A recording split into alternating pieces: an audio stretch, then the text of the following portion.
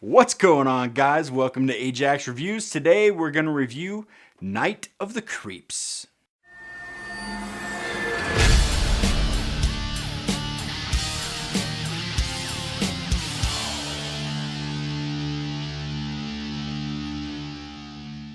Directed by Fred Dekker, alien brain parasites entering humans through the mouth turn their hosts into zombies. Now, I had some experiences with this movie growing up. When I was watching it, I was telling my roommate, I'm like, I've never seen this movie even DVD quality before, because this was one of the staples of when I would go out and rent movies as not really a teenager. Well, I guess, a teenager. It came out in 1986, so yeah, I had to have been a teenager when I was actually watching it. But yeah, this was a normal Saturday night rental for me. I would rent, Night of the Creeps, like things like Night of the Demons, Night ofs, a lot of Night ofs. Just random horror movies. I've loved horror movies since I was 8 years old. And, I was lucky enough to where, every once in a while my mom would let me go out and rent some movies, or I would borrow movies from my friends, or, I would raid their parents' horror movie stash. But this is one of the ones that I would go out and watch, and my mom was okay with me watching. It wasn't too gory, so she was happy to rent that for me.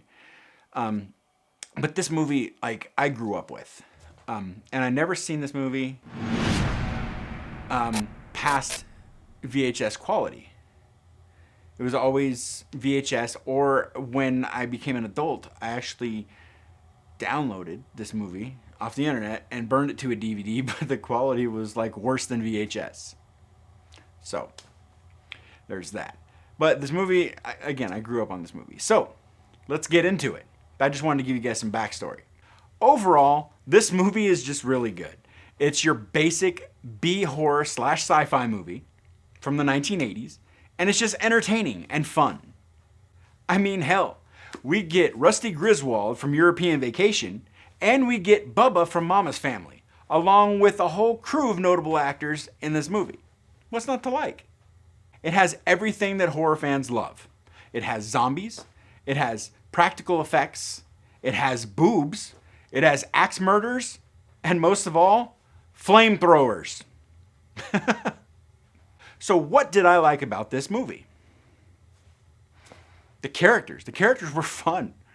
The characters were really fun, man. I liked how they interacted. The two friends, man. Tom Atkins did a great job. His character, Ray Cameron, was just fucking hilarious. The good news is your dates are here. What's the bad news? They're dead. Not even just hilarious. He was a person that you can actually feel bad for at the same time as laughing with him. So, I mean, it was just good. The story, the way it was told in a fun way.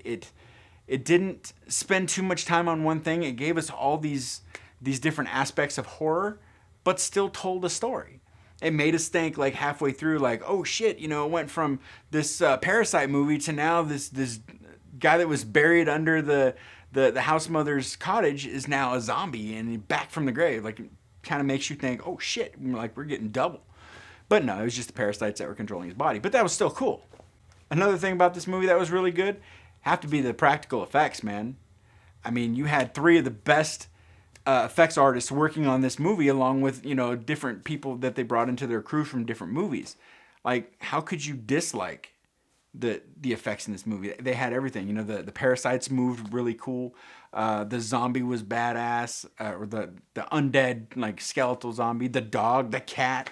Like, everything they did practical effects wise was just enjoyable and fun. It wasn't like over the top, but it wasn't like, ew, they could have done that better. It was like, that's what 80s horror movies look like. Yeah. One of the coolest things about the movie was all the horror references. Sam Raimi, Cronenberg, and Steve Miner. But, I mean, they were paying homage to these guys that, were doing horror as well. And I thought that was really cool. Now, for what I disliked about the movie. There's really not much to dislike about this. I mean, one could probably say that they wish there was more gore. Not me. One could say they wish there was more humor. Maybe in some places. I thought the cast did a good job at delivering the right amount of humor. I think it was written very well. I think Dekker did a great job of putting the jokes in, as well as the cast ad-libbing whatever jokes that they wanted to put in there.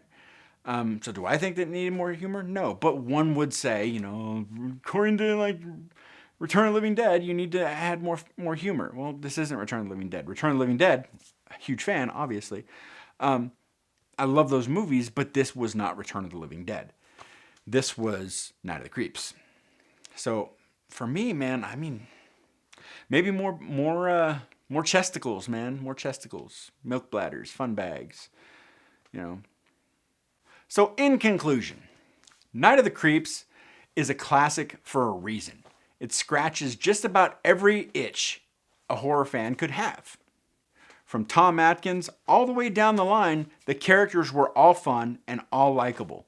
Even the ones that you hated still fit into the movie, and you still like to hate them, or you hate to like them, or whatever the hell you want to do. But I mean, they just worked. All the one-liners in the movie were good. They were on point. They never fell flat at any point in the movie. Is this movie perfect? No, hell no. But what it lacks in perfection, it makes up for with fun, with just a fun experience that you're not going to forget. You will not forget seeing Night of the Creeps, ever. So, would I recommend this movie? Fucking absolutely.